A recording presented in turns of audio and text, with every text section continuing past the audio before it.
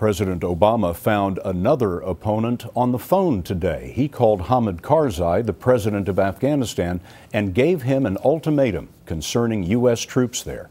David Martin's been looking into this. You could say President Obama finally gave up on President Karzai today.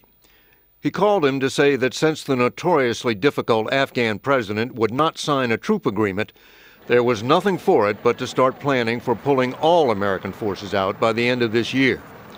The Pentagon was already planning for the so-called zero option, but it was the first time Karzai had heard it officially from the President of the United States.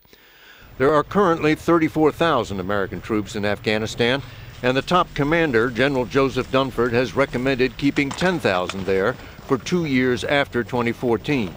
If the government of Afghanistan first signs a security agreement.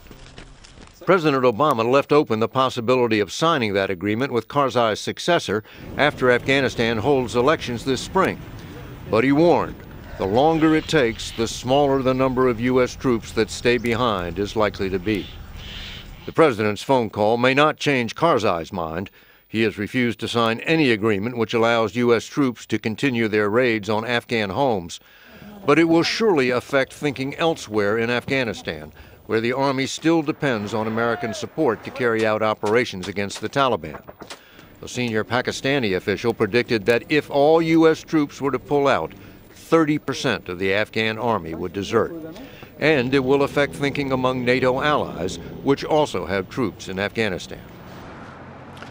Perhaps the most telling sign President Obama has given up on Karzai is that today's phone call was the first time the two men had talked since June of last year. David Martin at the Pentagon for us tonight. David, thank you.